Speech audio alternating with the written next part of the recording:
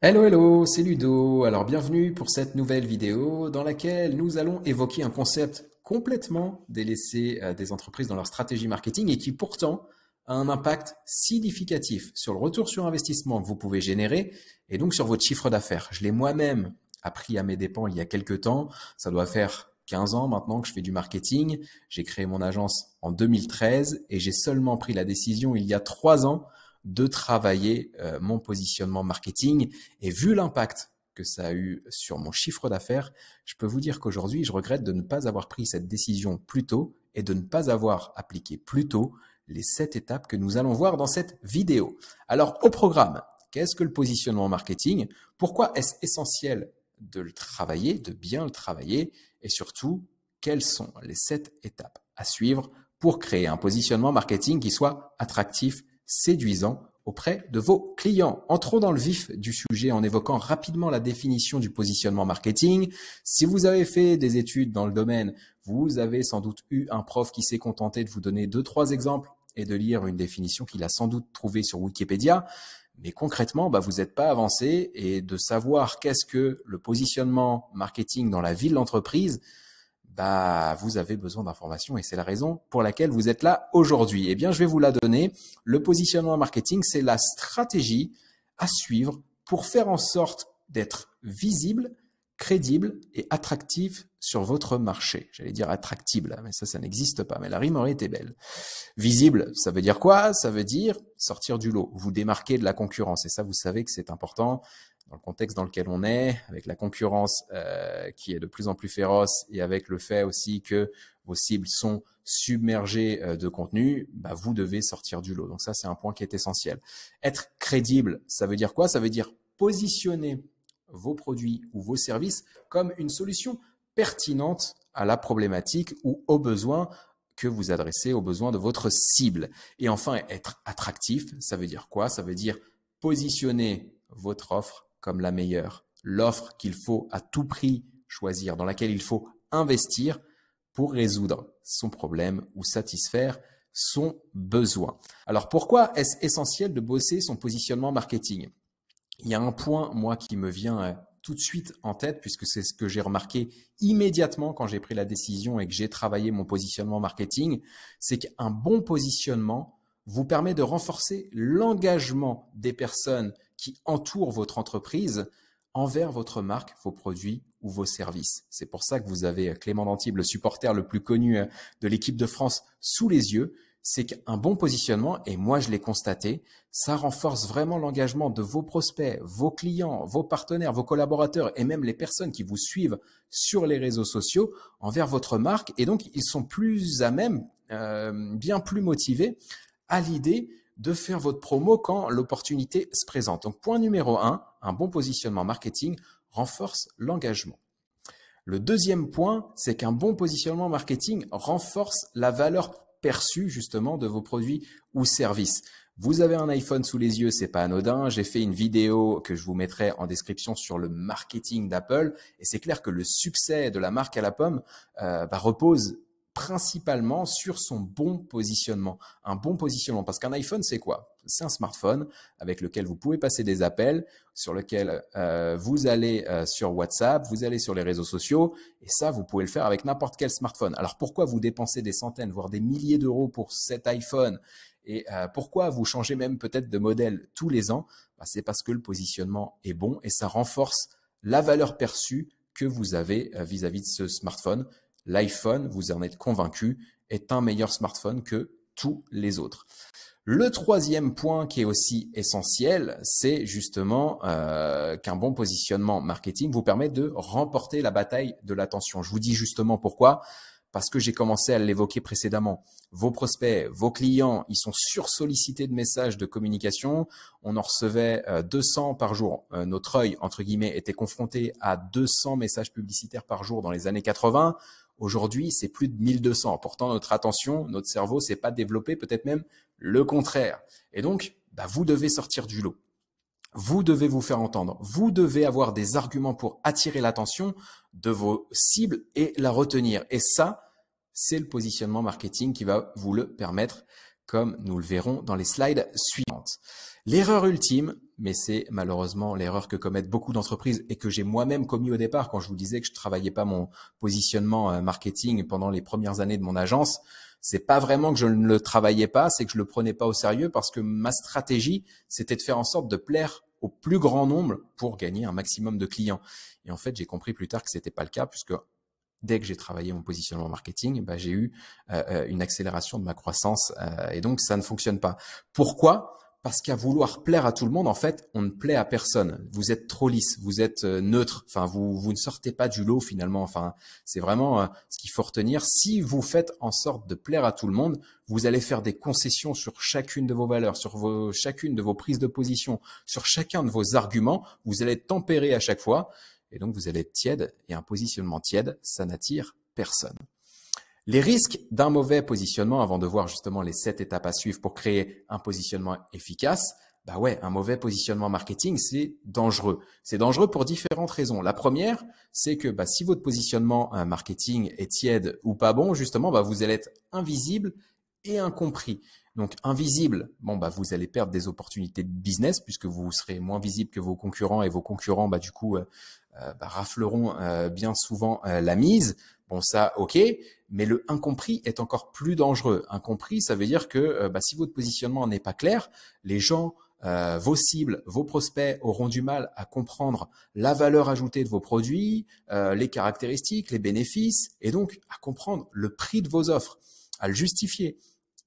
Et sans pouvoir justifier le prix, s'ils trouvent que votre offre est trop chère parce qu'ils n'ont pas compris la valeur ajoutée qu'elle apportait, bien évidemment, ils ne deviendront pas clients. Donc ça, c'est le premier risque. Le deuxième risque, justement, toujours en rapport avec le prix, c'est que si votre positionnement n'est pas bon, si vous avez un positionnement tiède, c'est possible que votre prix et vos prix le seront tout autant. Autrement dit, vous allez devoir faire des concessions sur le prix, vous allez devoir bien souvent accepter des rabais, avoir à faire face à des négociations parce que votre positionnement n'est pas clair, parce que la personne n'a pas compris la valeur ajoutée de votre offre et donc elle a besoin d'un prix plus faible pour avoir un argument finalement supplémentaire, l'argument finalement qui fera mouche et qui le convaincra de devenir client. Ça, c'est vraiment un truc aussi que moi, j'ai remarqué dans mon entreprise et aussi chez mes clients, c'est qu'une fois que le positionnement marketing est bien travaillé, bien évidemment, on peut augmenter le prix ou en tout cas, ce qui se passe vraiment chez nous, c'est que les négociations sur le prix sont de plus en plus rares, voire quasiment inexistantes si le positionnement est bon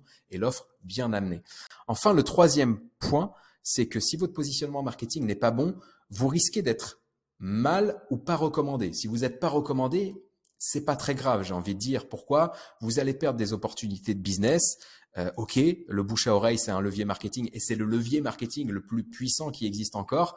Et pourquoi ? Parce qu'il a été aussi renforcé par Internet et les réseaux sociaux. On parle beaucoup des marques sur Internet et les réseaux sociaux. On laisse des avis, etc. Donc le bouche à oreille, c'est quelque chose de pertinent. Si votre positionnement n'est pas bon, vous serez pas recommandé. Pourquoi ? Parce que les personnes ne sauront pas comment vous recommander. Mais si votre positionnement n'est pas bon, vous risquez aussi d'être mal recommandé. C'est-à-dire que des personnes qui penseront avoir saisi vos offres, vos valeurs, votre vision, votre valeur ajoutée, ils exprimeront ça avec leurs mots à leurs personnes, aux personnes de leur entourage. Et en fait, le message sera pas bon, en fait. Et vous allez vous retrouver en rendez-vous ou vous allez vous retrouver même peut-être à vendre, à gagner des clients comme ça. Mais ça risque d'être des clients insatisfaits et ça aura forcément un impact négatif sur votre image de marque. Maintenant que nous avons vu les risques d'un mauvais positionnement, c'est quoi concrètement un bon positionnement ? Pour l'illustrer, j'ai un exemple très facile, j'ai un exemple évident qui me vient en tête puisqu'à l'heure à laquelle j'enregistre cette mini-formation, il y a Emmanuel Macron qui a fait un bon buzz en disant dans une interview qu'il avait bien envie d'emmerder les personnes qui n'étaient pas vaccinées. Donc, bien entendu, il y a des personnes qui ont crié au scandale, les personnes qui sont anti-Macron, mais les personnes qui sont pour ou qui sont pour la vaccination, ils sont allés de son côté. Et comme il a eu un positionnement fort, clivant, tranché, les personnes qui ne le suivaient pas, ne le suivent toujours pas. Par contre, les personnes qui avaient des doutes ou qui étaient déjà pro-Macron, le sont encore plus. Et ça, c'est vraiment le point à avoir en tête, c'est qu'un positionnement correct, un bon positionnement, un positionnement marketing efficace, est un positionnement clivant, tranché. Vous devez prendre des positionnements. Vous devez défendre des valeurs fortes. C'est vraiment ça, un bon positionnement marketing. Et on va voir justement maintenant en détail quelles sont les 7 étapes à suivre pour créer votre positionnement marketing. La première chose à faire, c'est de travailler vos personas. Le persona, c'est le profil type de votre client idéal. Qui est-il? Quelles sont ses problématiques? Quels sont ses besoins? Quelles sont ses habitudes, ses comportements? Comment il s'informe? Comment il se forme? Comment il achète? Comment prend-il sa décision d'achat? Etc., etc. Il y a tout un tas de questions à vous poser. J'ai fait plusieurs vidéos sur le sujet des personas, donc je vais vous mettre des liens dans la description de cette vidéo et probablement en miniature de la vidéo suivante à la fin de celle-ci. Mais c'est vraiment un point crucial. Pour bien travailler votre positionnement marketing, vous devez savoir qui est votre cible, quelles sont ses attentes, quelles sont les valeurs qu'il partage, quelles sont les choses qu'il recherche dans une marque, dans un produit ou service comme le vôtre. Sous les yeux, en illustration de cette slide, vous avez l'acteur d'une série que j'aime bien sur Netflix, la série You. Je vais pas vous spoiler la série, mais grosso modo, c'est un homme qui tombe amoureux de personnes, enfin de femmes, assez facilement, et qu'une fois qu'il est tombé amoureux, bah, il se met à les suivre partout et à essayer de trouver un maximum d'informations sur les réseaux sociaux, etc., sur Internet, autour de ses cibles pour pouvoir les approcher de la bonne manière. Bon, à la fin, il les tue. Mais bon, voilà, je trouve que c'est une bonne illustration. Si vous ne connaissez pas la série, je vous encourage vraiment à la regarder. Elle est plutôt pas mal. Mais voilà, premier point, première étape pour travailler un positionnement marketing, travaillez vos personas. Vous avez 2 liens dans cette description. La deuxième étape, ça va être de lister vos valeurs fortes. Des valeurs, vous en avez. Ça peut être des valeurs éco-responsables, ça peut être des valeurs dans le management de vos équipes, ça peut être des valeurs liées justement directement ou indirectement à votre produit, la nature de vos produits ou services. Mais voilà, vous avez forcément des valeurs. Listez-les puisque ces valeurs vont devoir entrer dans votre positionnement puisque c'est elles que vous allez défendre dans vos messages et qui vous permettront de fédérer, d'engager justement les personnes qui liront, qui seront destinataires de vos messages marketing. Étape numéro 3, et c'est, je pense, quand même la plus importante selon moi, et c'est vraiment moi ce qui a fait la différence quand j'ai travaillé mon positionnement marketing, c'est d'identifier votre why, votre pourquoi. Pourquoi faites-vous ce que vous faites? Le why, c'est un concept qui a été inventé, lancé, j'ai envie de dire médiatisé par Simon Sinek, que vous avez sous les yeux en illustration, qui a fait un livre vraiment best-seller dans le marketing Start with Why. Je vous mettrai un lien en description si vous souhaitez lire ce livre, je vous le recommande vivement. Mais voilà, le why, c'est la raison pour laquelle vous faites ce que vous faites, la raison pour laquelle vous proposez ce produit ou ce service. Très concrètement, mon why à moi, la raison pour laquelle j'ai lancé SLN l'agence et que j'accompagne les entreprises dans leur digitalisation marketing et commerciale, c'est de permettre aux entreprises de mieux vendre, d'utiliser les leviers actuels pour développer leur chiffre d'affaires, pas seulement pour développer leur chiffre d'affaires, mais aussi pour gagner en confort, pour mieux s'épanouir dans leur vie professionnelle. Ça, c'est vraiment mon why. L'idée, c'est d'utiliser la technologie pour gagner en confort, pour travailler plus confortablement et non pas travailler plus dur, mais travailler plus intelligemment. Donc ça, c'est vraiment mon why. C'est ce que vous allez retrouver régulièrement dans mes communications parce que ça fait partie de mon positionnement. Une caractéristique de mon positionnement, c'est travailler dur pour réussir, c'est de la connerie. Il faut travailler intelligemment et il faut bien mobiliser ses efforts. Et à partir de là, on obtiendra un retour sur investissement significatif. Donc voilà, ça me démarque de la concurrence. Il y a des gens qui sont d'accord, il y a des gens qui sont contre, mais ça fait partie de mon positionnement et ça vient justement de ma réflexion autour de mon why, pourquoi je fais ce que je fais. Étape numéro 4, listez vos différences. Qu'est-ce qui vous différence de la concurrence? Qu'est-ce que vous proposez que vos concurrents ne peuvent pas proposer? Quelles sont les caractéristiques de vos produits que vos concurrents ne proposent pas, etc., etc. Vous voyez l'idée, là, c'est vraiment de lister tout ce qui peut vous différencier, tout ce qui peut vous permettre de sortir du lot et de vous démarquer de la concurrence. Étape numéro 5, définissez votre marketing répulsif. Ça, c'est un point qui est essentiel. Quand vous allez travailler votre positionnement marketing, vous devez avoir des ennemis, vous devez avoir des cibles, des segments qui avec qui vous ne voulez pas travailler, enfin que vous ne voulez pas avoir comme client. Ça, c'est vraiment un point essentiel qu'on oublie trop. Pour justement renforcer l'engagement des personnes qui vont vous suivre, pour inciter vos prospects à devenir clients, ils doivent sentir que votre produit ou service est fait pour eux et donc il n'est pas fait pour d'autres, pour les personnes qui ne leur ressemblent pas. Donc là, l'idée avec le marketing répulsif, ça va être de lister toutes les caractéristiques d'une cible qui ne correspondrait pas à votre client idéal. C'est ce qu'on appelle l'anti-persona en fait. Donc là, vraiment, il y a une réflexion à avoir et c'est pour cette raison que vous retrouvez souvent sur des pages de vente des éléments qui vont vous dire que cette offre n'est pas faite pour vous si vous êtes comme ci, ou si vous pensez que ce contexte est bien pour vous, bah alors mon produit n'est pas fait pour vous, etc. Donc là, l'idée, c'est vraiment d'avoir une série de caractéristiques qui vont vous permettre de dire, bah voilà, nos produits ou services, c'est la solution la plus pertinente pour répondre à tel besoin ou à telle problématique, sauf pour telle et telle personne, sauf pour telle et telle cible, telle et telle caractéristique. Et en faisant ça, en fait, vous allez pouvoir renforcer l'engagement des personnes qui correspondent justement à l'inverse de ça, qui correspondent vraiment à votre cible idéale. Étape numéro 6, ça va être d'avoir des éléments de preuve sociale pour réassurer. Une fois que vous allez avoir travaillé votre positionnement marketing, vous allez devoir le justifier. Il y a une citation en anglais que j'aime bien qui dit show don't tell. En gros, ne dites pas montrer. J'ai plus la citation exacte, mais c'est ce que ça veut dire en français.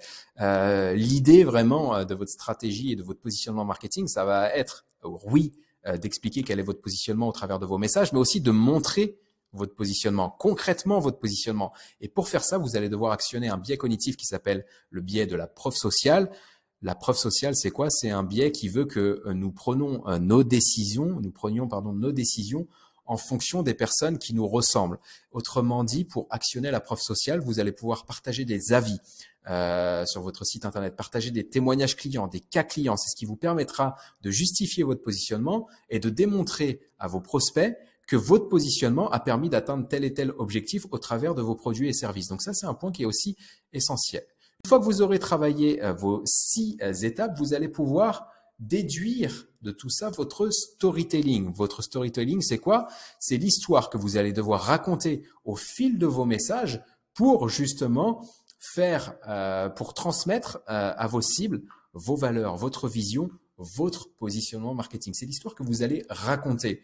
Moi, si je vous donne mon exemple, tout à l'heure, je vous disais effectivement que j'avais travaillé mon positionnement marketing. Ce qui peut me démarquer de la concurrence, notamment dans le market, c'est que j'apprécie me remettre en question. C'est-à-dire que je suis convaincu que le marketing est quelque chose qui bouge, qu'il faut faire des erreurs pour apprendre, qu'il faut tirer des leçons de ces erreurs et qu'il faut admettre qu'on ne sait pas tout pour pouvoir progresser. Ça me différencie de pas mal de mes concurrents qui peuvent avoir une stratégie et un positionnement marketing plus axé sur la certitude. Eh bien ça, je vais essayer de le faire transparaître dans mon storytelling. Quand je vais prendre la parole dans un podcast, sur les réseaux sociaux, dans un article de blog ou dans une vidéo YouTube comme celle-ci, je vais saisir une opportunité pour vous dire que moi, je suis convaincu que l'erreur est essentielle, qu'il faut tirer des leçons de ces erreurs et qu'on ne sait pas tout et donc qu'il faut expérimenter. Voilà, c'est un élément de mon positionnement marketing et donc vous devez avoir une histoire à raconter que vous allez pouvoir reprendre dans vos messages, que ce soit sur les réseaux sociaux, par email, sur votre site internet, bref, dans toutes vos actions marketing et c'est quelque chose qui est essentiel. Et une fois que vous aurez fait tout ça, vraiment en bonus parce que voilà, cette étape, on les a évoquées. Une fois que vous aurez vraiment travaillé tous ces éléments, à savoir travailler vos personas, lister vos valeurs, travailler votre why, lister vos éléments différenciants, travailler votre marketing répulsif, bref, tous les éléments que nous avons eus dans cette vidéo, vous allez créer un document dans lequel vous allez consigner tout ça et décrire quelles sont les actions que vous pouvez mener pour bien transmettre votre positionnement marketing et aussi les actions et les messages que vous ne devez à tout prix pas diffuser pour ne pas, abîmer votre positionnement marketing. Voilà, cette vidéo touche à sa fin. J'espère qu'elle vous aura plu. Si c'est le cas, n'hésitez pas à me laisser un pouce de like qui m'aidera pour le référencement. Un petit commentaire aussi m'aidera beaucoup. Et si la vidéo vous a plu, pensez à vous abonner pour ne pas manquer les suivantes. Maintenant, passez à l'action, 7 étapes à suivre pour travailler votre positionnement marketing. À bientôt.